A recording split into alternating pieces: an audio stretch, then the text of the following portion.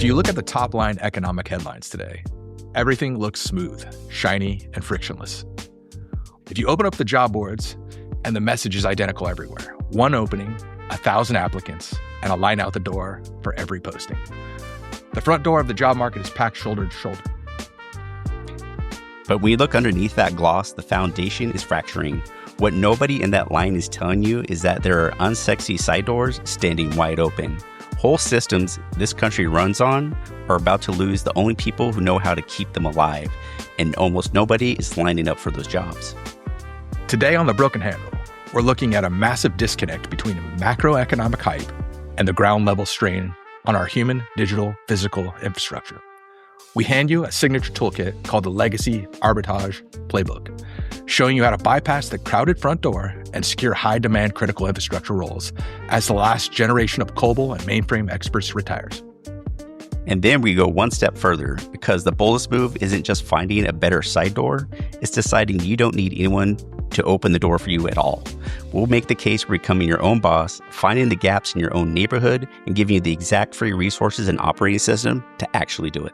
The front door isn't jammed, the side door is open, and the door you build yourself never closes. All that and more in episode 3. Let's drop it into gear. The Broken Handle is for informational purposes only. Nothing here is legal, financial, or career advice.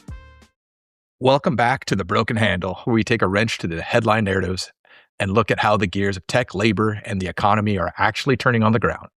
If you're looking at the top line economic data, everything looks smooth and frictionless, a little like our shaved heads, but Definitely. But record-breaking valuations. Go ahead, man. Go ahead. But, there's record-breaking valuations, there's massive funding rounds, and there's historic wealth generation seen on paper. One of the things I wanted to say, though, is, hey, we got some great feedback this last week. And before we jump in, I thought we should share that with the audience. What did you hear, JB? It was good. Everyone seemed to like in the flow. And I think we're doing a lot of more edits and updates that are going to hopefully make this transition better for between segments and all that. So hopefully that's working for everybody. You've definitely been turning wrenches under the hood as far as like all of the music and the transitions and then all the feeds. So great work, JB. I just want to say thank you for all that hard work on that. And now we'll jump back into it. The feedback I got was everybody seemed to like our personalities a lot more. I think we were being ourselves more on that second episode and kind of finding our voice. So I think that went well. Going back into the show, though, the theme of today's show is the radical disconnect between headline hype and ground level infrastructure strain. And that's what's being abandoned. Before we get into the macro stories, we're going to hand you something you can actually use right away. Let's kick this off, buddy. As always, with every episode, we open by handing you a real actionable tool, just like the last episode, we handed the OSINT framework and everything. And that's on our website as well. But this is something that you can put into use before the week is out. And today's toolkit is Legacy Arbitrage Playbook. The core idea is dead simple. The job market has a crowded front door, and the side opening entrance is wide open. Everyone is fighting for full stack roles, entry-level cloud certs, and the bootcamp to junior dev pipeline. Now, I know that sounds very techy, but this could be related in any industry, from journeyman to mid-man to senior. But I also want you to take out those buzzwords and just apply the dynamic across the board. Correct. And thanks for clarifying that, because I know we do get a little too tech heavy. We're trying to fix that as well. This comes directly from what is happening inside government IT and critical infrastructure. So that's your utilities, things around that type of infrastructure. And there is a clock ticking down that the very last generation of specialists who know how to maintain systems that are like COBOL or like mainframes, that's what I was trying to remember the last episode, that system and legacy state logistics platforms, those people are retiring. The institutional knowledge is walking straight out the door, and there's no one qualified to replace them at this moment that we're seeing. How do you get the next generation interested in that legacy technology, JB? This brings up a fantastic point. I know that's one of the first things you notice when you come into any organization is you meet the old cats and then you meet the new guard. And the new guard has no desire to want to learn what the old cats know. How do you guarantee that there's going to be that transition or that layover? And I think what we're seeing now is you're just not. They're not handing over the reins. They're not giving that institutional knowledge to the new guard. What's your take, Jimmy? Yeah, it's held close to the vest at times because it's just so fundamentally important. Mm-hmm. They know their jobs aren't going to go anywhere, so they're holding it very close to the vest, and it's very hard to get in there. I have some experience not directly managing or maintaining mainframe systems, but working for the security access into and out of those systems. And there's companies like Kyndryl, hint, hint, do OSINT, see if Kyndryl has job openings. I'm not promoting them, but they offer a mainframe as a service. So it's shifting, but the technology still lives today to where companies don't have to own it inside. So that's where maybe it's going to open up a little bit better for people to start looking at this as an opportunity for a job. This is where the arbitrage playbook will come in handy for our listeners. But I have seen this countless times over and over again. And whenever I do enter an organization, the first people I want to talk to is the old cats to identify what's going to need to be replaced when they leave or what I can learn from them the minute I get on board because they have that institutional knowledge, right, JB? Yep. Yeah. And so let's go ahead and jump into it for everybody. So this playbook, step one we talked about is the OSINT recon. Don't do full stack developer, search for legacy migration, mainframe modernization, ICS security. Those types of tags or those words hopefully will surface those opportunities. And then your filter for geographically, think state capitals, tier 2 Midwest, Sunbelt logistic hubs like Columbus, Baton Rouge, Omaha, Tulsa, and Kyndryl as well. So reading posts like a detective, hunting the signal where an old requirement like COBOL is paired alongside a modern one like Python or AWS. That pairing means they know they have the gap that they're trying to fill, and that could be the opportunity you have. So if I'm gathering what you're saying is we're using search words that are more granular to the technologies that might be older, but also understanding how to highlight those experience filters within ourselves and then looking at those specific cities, states, and areas where they might have those legacy positions. Yep, that is correct. Now we have the first step knocked out, which is the OSINT recon, which we touched on in previous episodes. We're going to step into step 2, which is bridging. This is where you are building a specific skill that makes you want to answer the gap. So what I mean by that is like, I'm looking at a job description, I see a specific role, and I see the buzzwords that are honing in on me. And I say to myself, like, I need to include those identifiers, right? As opposed to like just looking for a generic cloud practitioner cert, I need to put in AWS. Or if I'm looking for specifically like a CompTIA identifier, I can't just say CompTIA certification. One of the things that I've been seeing more and more recently as I'm doing my job search is I'm starting to see more jobs that have SCADA cybersecurity credentials. Now, if you guys don't know what SCADA is, it's your more foundational infrastructure supporters, like your HVACs, water systems, your electrician systems. These become important to you with all the infrastructure build-outs they're doing with AI. Also, one of the other things I would tell you too, and I know I'm going a little bit long-winded on this, is understand that your rare knowledge makes you more marketable. Yeah, and people don't mind taking this a little bit further down on that path on SCADA. It's coming up a lot. I've seen. I'm actually going to be on a cyber competition in July, and it's focused around SCADA. I didn't know that going into it, so I think it's just the threat landscape of it all and the vulnerability. There's a lot of focus around it, and they need people to really get on that train and see what they can do to support those systems. So I'll get back to the topic here. And so that was bridging. That next step would be step 3, and it's the pitch. Don't just go in there, like we talked about, throwing your standard resume into an ATS, which is application tracking system. I apologize if we didn't define that. Do a modernization thesis. Wow, that sounds really cool, dude. Just the name. Can you explain that a little bit? Go ahead. Well, a lot of companies are in that point in their cycle where they're trying to modernize. So you have to have a thesis around what that organization's legacy architecture is. Obviously, you're not going to have all the details on their systems because it's held internally. Yeah. But if you do enough research, you can find enough data to find out how you can modernize a legacy system. And you do that on a plan of 30, 60, 90 days. First 30 is your audit and documentation. Your next 30 for ending at day 60 was anything to stabilize and patch vulnerabilities. And then at the end of day 90, you would actually begin a methodical modernization of that system. Make it explicit, make sure you highlight zero downtime. These are fragile systems, they're antiquated, and the companies and the managers need to know that you've actually accounted for zero downtime in minimizing impact to these systems. I'm looking at this modernization thesis and I'm already intimidated just by the wording itself. And then you're giving me these timelines like the 30, 60, 80, 90 plan. And I'm like, man, how would I even run this? How would I even find this information out? And then I think about our OSINT collection episode previously, where we're capturing all the information information we can on open source regarding the companies, some of the new technology bids that they're assigning, understanding where the business is moving towards. Like this would definitely help you understand the pitch because you now collected all that research and you have a better understanding of what direction the industry is going in, and then also understanding what they're working towards, right, JB? That is correct. Step 4 is the arbitrage secured. Because you bypass the general applicant pool, you don't arrive as a junior dev competing against 200 identical resumes. You arrive as a bilingual legacy to modern translator. That's a category of one. And because of the workforce cliff is only accelerating, this window gets wider every single year. So basically, this is just saying like you're coming in as a specialist right out the gate because you already have all the information. You've already done the OSINT collection. You've already bridged the gap by using the correct words, understanding what your certifications that need to be applied, and you've made yourself extremely specialized. That is the exact goal. So you have the steps, print the board, print it on wall, or if you want to put holes in your wall, maybe not.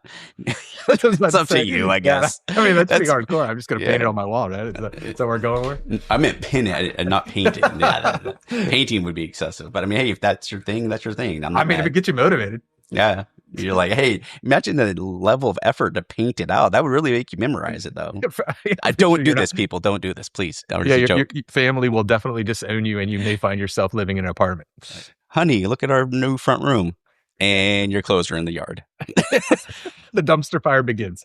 All right, I digress. Let's get back. Yeah. All right. Put it on your wall if you want to do so, or your virtual wall, your desktop, or wherever you store these items, and just use it to track your pipeline that we've just designed and talked about. And just make sure that you understand that this strategy only works because the underlying structural gap is real. Let's look at the hard data behind that cliff next. The structural reality underneath the arbitrage opportunity is stark. I'm going to go ahead and quote a publication called Route 50. They recently published a deep dive highlighting that state agencies are staring down an unavoidable workforce cliff because the remaining mainframe and COBOL specialists are reaching a retirement age simultaneously. This is a perfect storm because now all the people that were able to do the job are leaving and the new guard's coming in and the old guard is leaving without any handover.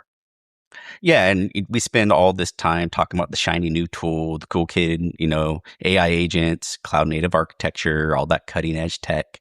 But somehow there's just a blinder that the actual foundational systems running this country are deeply historical. Yeah, this is crazy from a security standpoint. Like as a cybersecurity guy, being in the industry as many years as I have, man, I don't understand how we're still running a 30 or 40-year-old system that's supporting our bank structure, our real estate structure, like major financial institutions. This is bananas to me. And the fact that these guys are finally going away and they have no one to upgrade these systems, no one to secure these systems, and no one to do anything on these systems. So I don't know. What's your take, JB? Like you just touched on that report from the US GAO, the Government Accountability Office, is pretty wild. And it's just so far reaching and no one's talking about it. But again, there's that whole institutional knowledge aspect. It's not only just, is it legacy infrastructure? That knowledge of all those people are walking out the door to go have a good day, go play golf. I'm not good at golf. I'd probably be shanking it and breaking my clubs all day, but I mean, you got to start somewhere, JB. Yeah, exactly.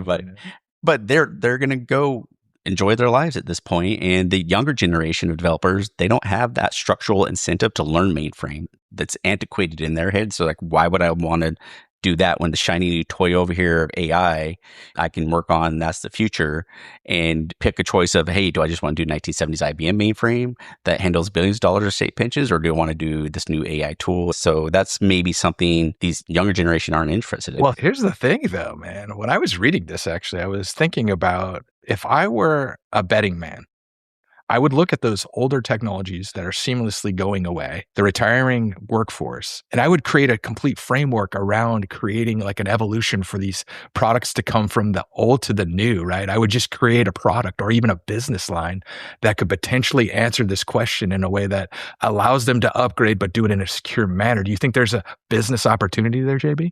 I mean, there has to be. And I think Kyndryl, I mentioned that earlier, I think they're on that path. They are doing mainframe as a service. So it's not going anywhere. They're just extracting it away from the companies, giving you opportunity to get involved in that now.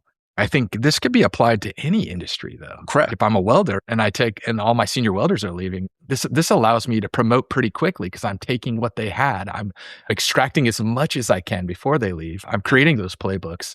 I'm putting it into play. And Yeah. now I am the go-to man. Yep. This is an amazing way to get promoted, A, but B, it also shows your worth and equity within a company, JB. Mm-hmm. I looked at that and I think for a lot of people, they're like, it's doom and gloom. But at the other side of it, I'm like, man, there's a hell of a silver lining here. Like there's really an opportunity to do great things, especially for the new guard. Yeah. And there's nothing that I've seen yet that foundationally these are going away. Yeah. Right. So these legacy systems are there. That's a side door into that environment. The other aspect is, but what if you just stopped waiting for anyone's door at all? Right. Yes. What if you just built that door yourself? And that'll be the next segment. I think that's great play. Everybody's been at a point in their life where they're either between jobs or they're getting ready to leave one, or they're not being promoted, and they open their mind and they're like, hey man, could I do this myself? Could I make my own door? And I know I've done this countless times in my life where I'm like, hey, should I start my own business doing this thing? Now, granted, in most cases, the first questions that come to mind is like, how would I do this? How much do I need to invest? Who do I know that knows how to do this? Where would I get the institutional knowledge to push this thing forward, JB? So let's just go ahead and pivot that mindset entirely. The boldest move you can make in a jammed job market isn't just optimization. It's deciding you don't need anyone to open a door for you at all. It's about looking at your own neighborhood, your city, your community, and identifying a real local gap and building something from the ground up from scratch. This is an interesting escalation, actually. Instead of executing the standard corporate script of refreshing job boards, you become self-directed. You become the boss. You become the SME. You become the go-to guy. And the data is there. So if you look at the data around business creation, the National Bureau of Economic Research, they published a fascinating study of business formation. The rate of immigrant entrepreneurship stands roughly 0.83% compared to 0.46% of native-born individuals. That's a very powerful signal. If you look at just the numbers, it shows that those who arrive without an established corporate safety net, that whole corporate script that you just touched on, they don't wait around for permission. They look at their local ecosystem, they see what's missing, and they go and build it. As Giacomo Tonini noted recently for Forbes, America's economic engines don't function without that foundational self-starting grit. From any standpoint, from any walk of life, right? Everybody has the opportunity to do great things here. And to see that, like, specifically people that aren't from here come here and do great things, it's so inspiring to me because I'm like, man, not only did they have to overcome multiple different types of barriers to get to where they're going, but they're pushing the needle further and further ahead. And they're showing me that I have no excuse to not succeed. I'm just saying, when I see other people doing great things and coming from a harder background and then pushing through those doors, now I'm looking for the side door, I'm looking through the front door, and I'm like, how did these guys find the door handle to turn and build their own business? This is so inspiring, JB. Well, maybe OSINT is a way to identify that gap in your local community. Just throwing that out there. Maybe you just refocus that. Hey, what are the gaps here in this community? Maybe that's their way to find that opportunity, use OSINT and then to build it up as a business. This goes back to our earlier conversation piece of identifying gaps in technology or HR personnel within your organization, right? So now we're looking at another gap that we can fill based off the fact that there's a need for it and there's no one to fill it. Yep. So the take is nothing but this. Stop waiting for someone to build your infrastructure. You don't need to raise venture capital or move to Silicon Valley. Start this right here in your backyard. Find out what your community needs. Find an operational bottleneck at a service, a local supply chain, or some niche digital need, if that is an option, and then scale it up from there.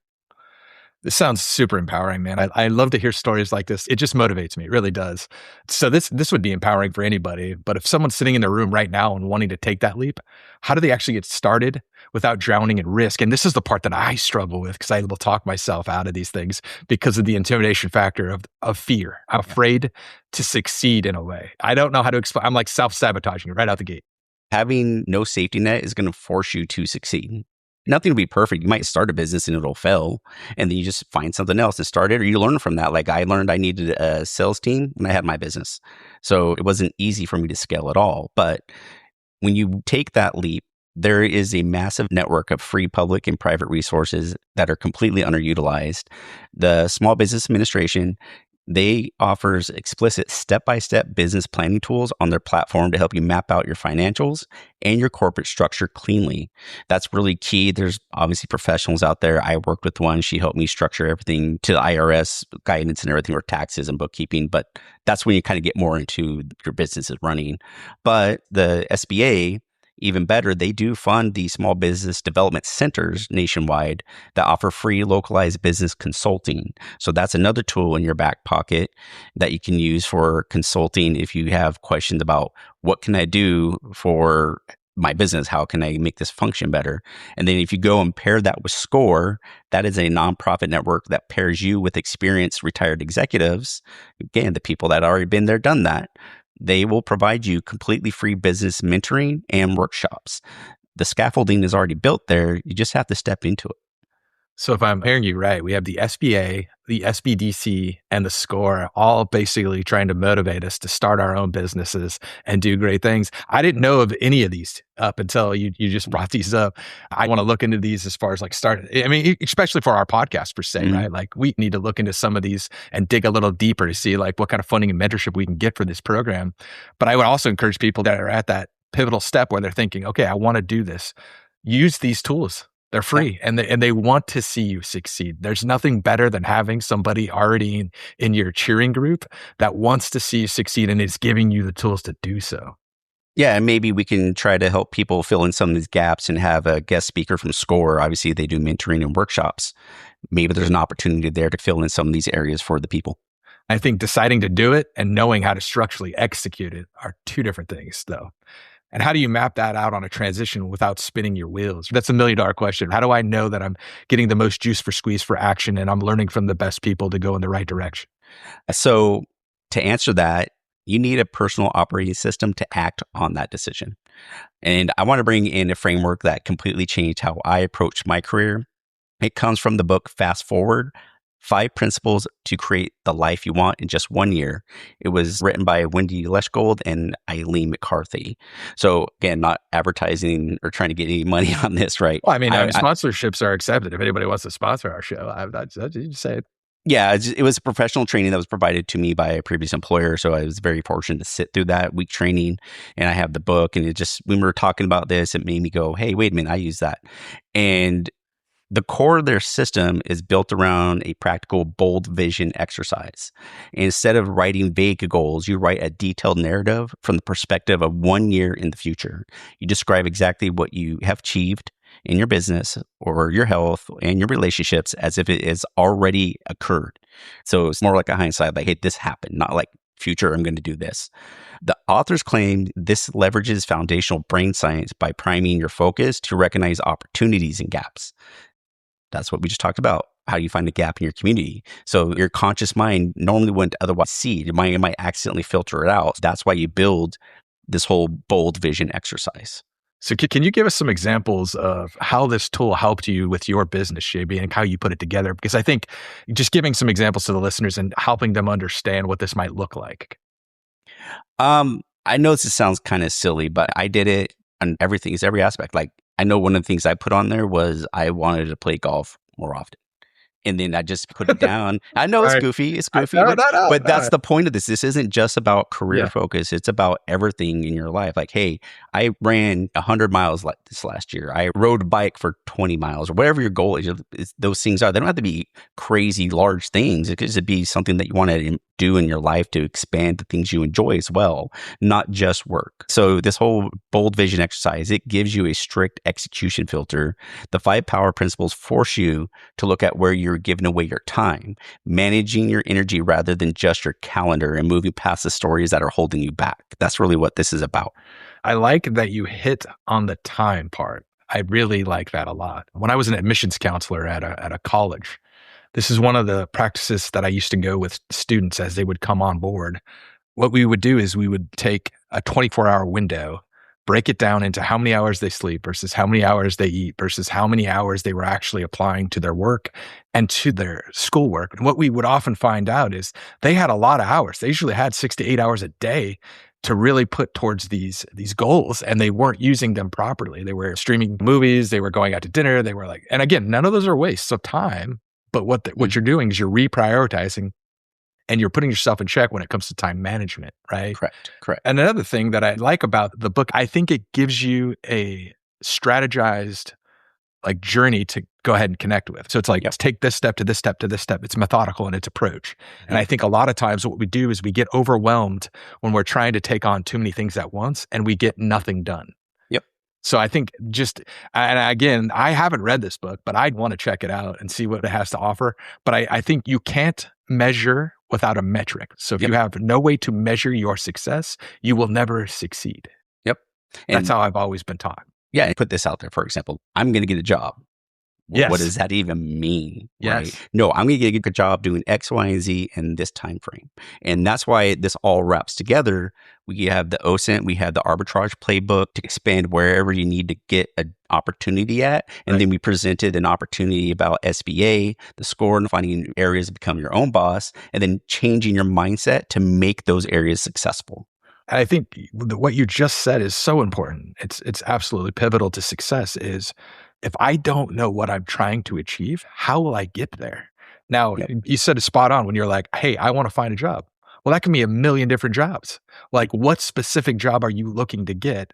Where are you looking to get that job? What hours do you want to work? What companies do you want to work for? And then you start to really bridge that gap. You get it down so it's almost filtered to science, right?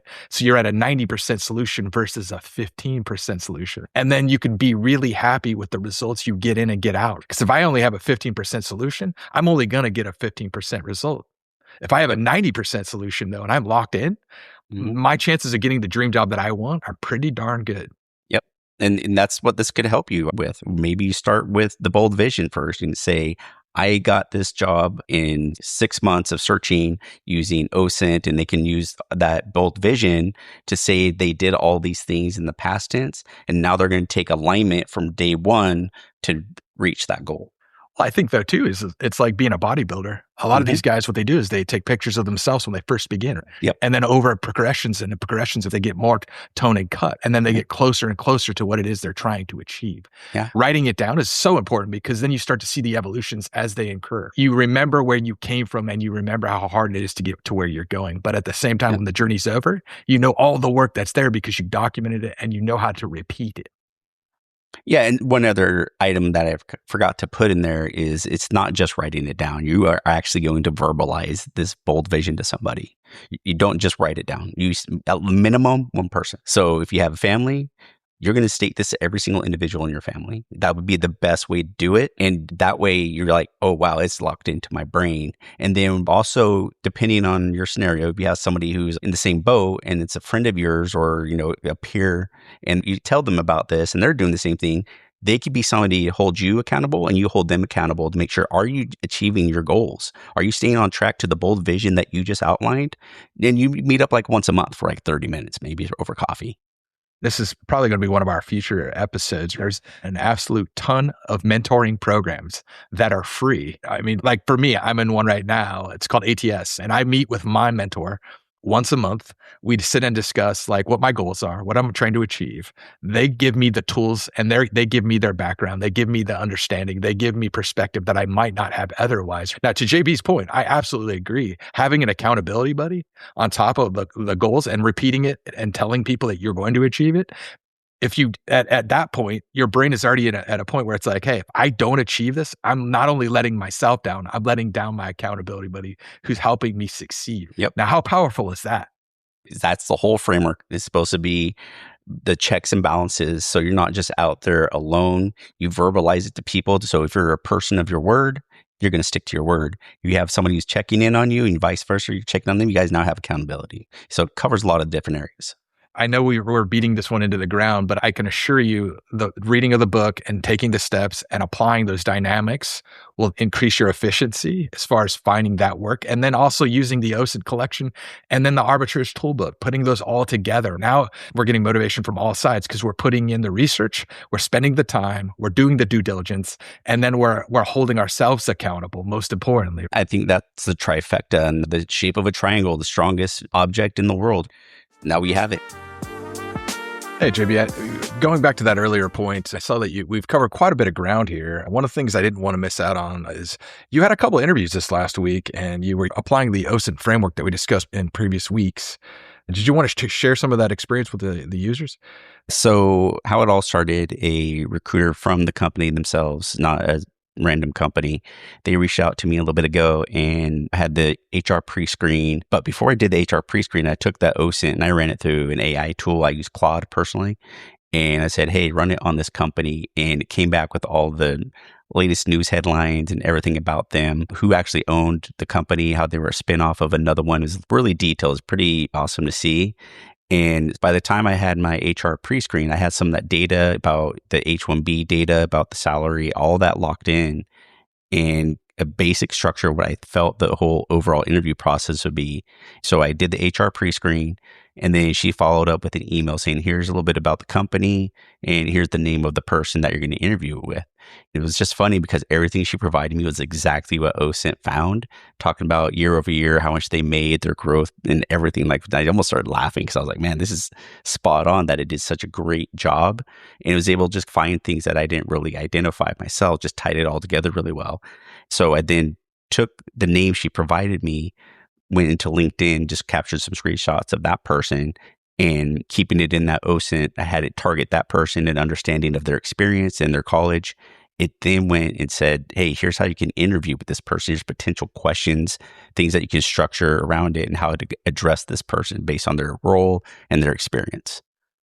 Yeah, this sounds like some serious Jason Bourne Mission Impossible adversary collection stuff here too. I feel like we're doing some deep dives on these individuals. Again, and this is all legal, right, JB? We're not crossing any legality lines here. Yeah. This was all publicly available information. Nothing I went and hacked. I'm not even a hacker anyway, so good luck with that. But the point was, this is a company that, when I researched them, became a company that I was really wanting to align with and actually get a role with. So that's why I actually did the OSINT. And if it was just something like a gap bridge job, probably wouldn't be doing this much effort, but it's really, really interesting. It cross-referenced everything, Glassdoor, like you said it would, Crunchbase, PitchBook, and some public news. So it just covered the whole slew of things. So I gotta stop you right there. So when you say you ran it against, like, can you kind of dig into that a little bit so our listening base can kind of understand how you run this? Like, what's the mindset around it? What are how are you searching it? How are you attacking it? It's actually more simple than it sounds. I just took the playbook from last week's episode that posted on our site. I just downloaded that. I put it into a chat in Claude. I said, run OSINT on this company and give it the name. And I uploaded that file that you provided to us that we have on the website. And it just took that framework and then just went and did it all on its own. So the document we provided is the framework AI used. So you're saying it's as easy as going into an AI tool, importing our framework, and then identifying a company and hitting the search button. It was literally that simple. So once you got those results, did you have to like parse through the data, or did it seem like it was pretty aligned to what you were searching for? Give us a better understanding of that, please. It reported back basically a report, like here's year over year, like how much they made. So it showed all of that, like things I would like to know, because remember we touched on that in previous episodes. If they're actually going to hire, you have to look at their year over year earnings, and it showed that they're actually making money to have a good feeling about, hey, I'm actually going to be hired. Mm-hmm. If you are the right candidate, instead of them just putting out a placeholder for a role. So that was giving me comfort going in. And then it did the H-1B salaries. But it said, we saw this other role they just recently hired somebody, and we see that role in the H-1B data posted at this range. And so it gave me an idea that the range that they were asking for my role made sense, because that one was a director, the one it found. So mine would be a step below that as a manager. So I'm like, this all aligns perfectly. This sounds like you're going from, like, generally speaking, from like a Dilbert comic to a Picasso painting, bro. The understanding the depth of this. It's like going from casual conversation to like a professional discussion forum with these people. Like, they're like, who is this guy? And how does he know these things? And how is he so spot on? That's the impression that you're trying to get them to get. That's where we're going with this. Yeah, exactly. I walked in just with the recruiter, And I walked in with more confidence. I was able to have higher energy and just because I knew about it already. And I knew the company was well funded. I know they did a recent large raise, strong revenue growth. They have that whole clear institutional backing out there in the news, and it triaged and pulled that data into me for me to read. There was no stress signals about the company, no major VP exodus things like we've touched on, nothing like that, that were signals or red flags. I guess from this point, it's like, what could you ascertain? And did that help you form a better interview strategy? Or were you able to better connect the dots or better read the room, shall we say? I think that's the thing I'm really looking for is reading the room virtually, having a better understanding of culture, and then being able to find like how to respond to specific individuals within the call. Those were all ascertained by this OSINT collection, if I'm understanding you correctly. Yeah, there was hardly any pushback or anything when it came to the salary talk because I had that data. I was like, I need a pin at the top of that. And she didn't even push back on it because I was able to just keep her excited. Like, oh yeah, I saw you guys have year-over-year revenue. It's a really exciting opportunity. I see you're in a growth phase. And here's how I align to that from my experience. And I was able to confidently align my experience to the top of that range. And she's like, you know what? Everything sounds good on my end. And I probably should have done this last part, but I know it's hard for companies to pin people at the top of the range, but if that's a problem, just let me know. But that's where I stand. And then she's like, no, if you have the experience and the education like you do, you get that range. And that was it. Yeah, that's great, dude. Minimizing that back and forth on that negotiation of the salary. I almost feel like it's unfair at this point. I feel like you had all the test questions to the exam, and then you just went in and crushed your finals. But that's the whole point of this. Why should they have the upper hand? We know that HR, their job is to align to the business and find the business needs and keep them moving forward in whatever their initiatives are. But they are highly focused and only going to do something for the business, not for you. I think one of the things that is interesting too is if you start to look at the way that you address the roles that they're laying out for you, then the way that you're able to differentiate between those. Did you want to expand on that a little bit? The reason that mattered so much is what it told me about the conversation I was about to have. A function that doesn't exist yet means you'd be the founder of this capability. Those are different jobs, different titles, different budgets, and different salaries. But most candidates never figure out which one they're walking into until they're like a couple rounds deep, if ever. And I knew from day one with the HR pre-screen. I would think the difference between both is vast, and also the responsibilities and the work scope changes greatly depending on which way you're pivoting and where you're coming from. And I'd also think that you could almost mandate a salary increase based off of the difficulty and scope between the two. I'm not saying you would do it immediately, but I'm saying, hey man, now that we've discussed this role and I've got a much better understanding of the lay of the land, you're asking me to do a great deal more than what was actually listed on the job description. So let's try to have this. Can we address those additional responsibilities? Yeah, and that's exactly what you have to do. Someone goes in, they blast this posting out there, and then all of a sudden you're having a conversation, then you're kind of stuck. You're like, I thought this was one thing, now it's another thing. And I do now feel I need to get the right pace going. This definitely helped fix that. Outside of that, OSINT identified that is almost spot on like the 5 rounds that I would go through, believe it or not. It's sounding like it's really locking in your shot group from like, a 100-meter target to maybe a 5-meter target, really, really tightening up the scope of how you're attacking this interview. We talked about the HR recruiter pre-screen, then the hiring manager, the technical panel. There's a cross-functional one, which I've never seen before. And that was one I just had this past week. And there's the final decision maker, which is directly with their CISO, the executive. Since I had the intelligence there from OSINT, I could prep all this differently for each one from day one because I went and triaged all those people.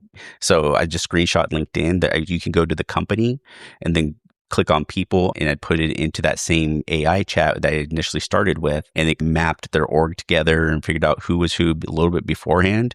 But once we started actually getting locked in names, then it was a matter of how this is going to function when I have a conversation with this person, this level. And it was just all done.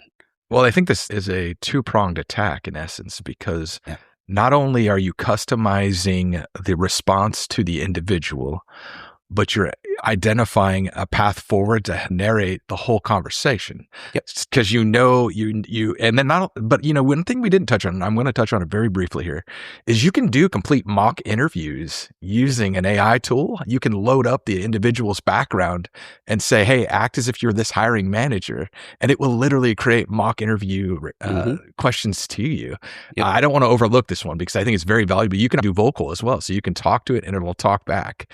This is a very very cool tool. And again, I know I kind of went to the left on that, and that's a whole nother show in itself, but I did want to touch on that. And the biggest thing is when it's doing the prep, there's a framework. We only touched on that once. We need to get into that a little bit deeper, the STAR. So situation, task, action, and result. So you frame it up that way. You have those ready for each person and based on your history. Again, this isn't me making things up. It's based off of my resume and my experience. And I give it details saying, well, I actually did it this way. I was actually the architect or as the manager of it. I didn't get hands-on here. So I made sure I was telling the truth. If they asked me, well, did you do this? Like, no, I wasn't hands-on there. I did at this level. See, and this again is very interesting to me because if you reverse engineered that, you could literally set up your profile to navigate these interview questions based off of the bullets that you provide. Mm-hmm. So it's like they're doing the same to you, right? Let's say they're reverse engineering it to you and they're starting to look up OSINT on you. You can literally dictate what information is publicly available to these individuals so that you're boxing them into only asking the questions that you're ready to ask. And I know that sounds kind of slimy, but at the end of the day, right, I'm not saying to do it maliciously. I'm just saying, it allows you to promote your best skills forward. 100%. That's exactly what it's supposed to do. They can ask whatever question they want, but you already have your data aligned to be able to answer it. Did you want to, and I know we're kind of going deep into this, and this is a great topic. I'm really enjoying this, and I knew we would. What's the next step in the process? Where do we go from here, JB? For me, I did the cross-functional. The next one, they had to do it out of order a little bit, but technical panel should be next, and then the CISO, their executive. So I have 2 more rounds to go. So do you think you're going to be applying the same framework for these panels, or do you think you're going to maybe develop a different framework to attack those panel interviews? What do you think? Well, it's technical, and based on my skill sets, that's all prepped. But I have to then go back once I get the names of the people, go, oh, this is the people I'm interviewing for this panel, have AI, the chat, understand who they are based on their experience and their education and tailor some of those responses to what they might want to hear. Now that does make sense. Again, customizing it to the infinite level for each individual on the interview, man. How amazing is that? It did make it go easier. Like when I did the cross-functional, I think something we need to do research-wise around panel interviews personally. Oh, yes. I just feel like I get beat up on those, and maybe I did better than I did. I probably get harder on myself, but it's just I felt like I got beat up. But I went back and I'm like, no, I could have done better, obviously, but I felt I did really good. But I feel like there's a little opportunities where I should have prepped a little bit more, though. I would encourage people to do during these interview processes is take notes. Take notes of the things that you're answering and the things that you feel you did well. Just write little keywords down so that you have an after actions review of your interview. And then areas that you're weak in. Those are the ones you need to work on. Now, I know this is hard when you're on a panel interview because everybody asks uniquely questions to their areas. Yeah. So how do you really prep for that? But to your point, again, going back to the OSINT collection is just understanding where that person comes from and their background and how long they've been with a company. That'll definitely help you answer those questions a little bit more intelligent. And for example, there was a director from risk and he kept asking about KRIs, which are key risk indicators. Yeah. And it's like, it kept hitting me in my head. I'm like, why am I not able to answer this? I wordsmithed it. I was able to get around that because I never had key risk indicators responsibilities. So this whole function where they're at is new.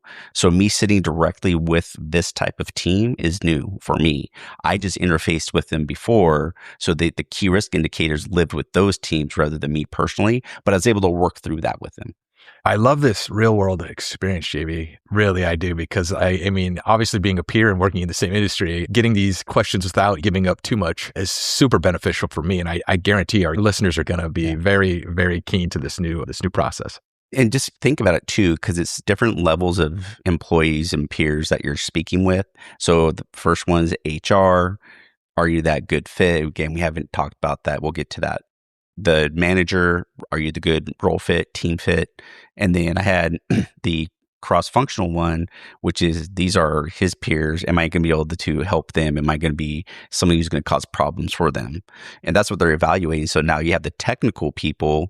So you're going to be like, okay, I got to put a little hands on keyboard concepts, a little bit deeper level. And like, hey, whatever your role is, you just got to go deep level into the individual contributor, hands-on type person. And now if I go to the CISO, there's certain ways you should be talking threat models, defensibility, about risk under uncertainty, things like that you talk to at different levels of different people and how you should approach them. Now I'm going to take a step back because I know we're going back to our normal guns of IT. How can I apply this to any industry, regardless of whether I'm like, in the restaurant, hospitality, working in the hospice care? Can I apply these same things? Yeah, because it goes back to the 3 levels of fit. It's the job, team, and organization fits. That's really what these are all about. That's the core of what interviews do. They just have these little ancillary things of, well, how much money do you want? What are your benefits? Well, how much hands-on do you have doing this particular task, or your experience years doing this? If you're a bartender, do you do flair bartending, or you just, hey, I know how to make a vodka 7? You're like, okay, well, that's. I think so too. One of the things that you keened in on in my mind was if I go to a job interview and the first thing they ask me about is salary, I get a little concerned because at that point, to me, they just have a slot that they need to fill immediately. And they want to know, they don't even want to have the discussion. They just want to say, hey, how much do you need?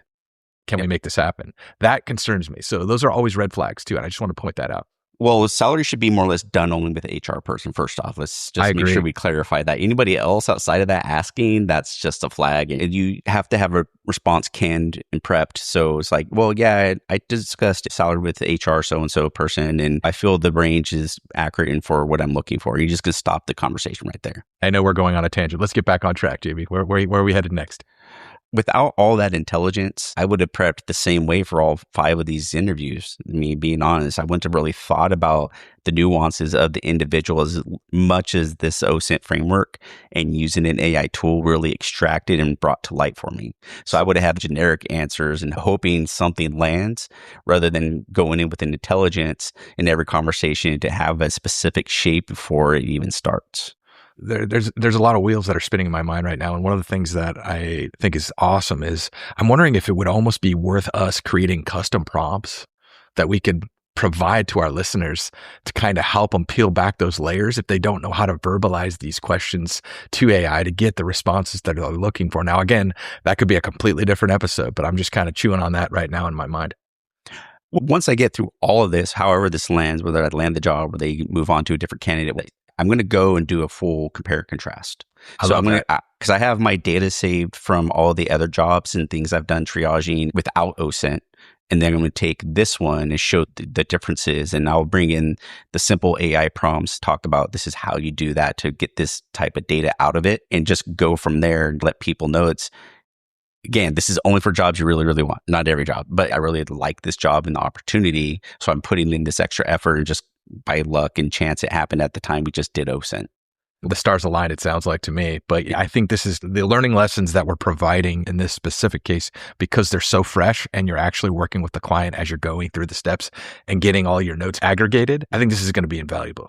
Keep in mind, we've only been talking about the questions that they would potentially ask us. If you do the triaging of finding the people, if you get the names and their roles and their education, it'll help you create questions that ask them specifically. And if you're in a panel, so you can talk directly to them instead of just generalizations. I like that even more because now this is something that I've fallen into over the years is I tend to take over interviews while I'm on them, unfortunately. And I don't know if it's a good thing or a bad thing, but everybody that I've ever worked for is always like, I didn't interview you, you interviewed me. Mm-hmm. So I think that's a testament to doing it right in a certain way. It's to meet in the middle. You want to make sure that you're providing them value and equity in you. And you also want to also provide equity and value into the organization that you're going to be coming on board with. Right. And just think about what that signals from their side of the table. When a candidate asks these questions specifically tailored, that shows they already understand the organization. They have a good idea what the gaps, the structures are, what this role actually owns, and the recruiter gets the easier job. So they're like, yeah, we told you this is the person. So they look like the big winner out of all of it. But they can sell you internally too if you're doing all the right things up front. And You've just handed them the ammunition to fight for you in the room they're not even sitting in while they're back there doing whatever they have to do. It's not luck. That's preparation. That's doing the recon, doing that quiet work in the background for all these different levels of interviews. Now, I think too, if I'm the hiring manager and I know you've put the work in, it reflects. I'm like, damn, this guy's sharp. Like he really presents himself well. I'm like, dang, man, this is good stuff. I can tell that this guy has the background. He has the experience. He knows the culture. He's almost like, it's like he knows us already and he hasn't even got here yet. There's nothing better than having a great interview, especially if you're a hiring manager. You'll look for signals throughout. If you say a certain term and they return that same term back to you, you finally hit that flow with that person. So there's little cues and signals like that you have to listen to for each one. And there's some of them you may not get a response, and some are kind of quiet. So I had 3 different levels of people. One was very alpha type. One was a middle-ish person, but he's really inquisitive. And then I had another one's kind of mellow and laid back, but asked like nuanced questions for his size. Well, I'll tell you what, I think we have covered a great deal of insight using the OSINT collection tool. The experience that you provided to our audience, I think is going to be invaluable. Where do we go from here? I'm still in the process. I haven't finished it. So I'm not going to sit here and tell you that this is fully proven out and it's a winning formula yet. It's just my experience. I don't know the outcome yet. There's more rounds, but I do want to come back once this is all done, break it all down, do compare and contrast. And from there, present that to the people, discuss how we did it with AI tools. You could probably use any of them. Probably doesn't have to be the one I used. I can tell you right now, the before picture has some holes in it for how I've been doing it. And that episode will come up to help us understand that, compare and contrast, show those holes of how I was doing interviews wrong before OSINT. Yes. Well, I know I'm gonna go ahead and summarize, Jay, because we're running out of time. Unfortunately, we could go on. I know me and you can go on and on and on. Unfortunately, we're locked down to an hour. So I'm gonna summarize some of the things that we've touched on today.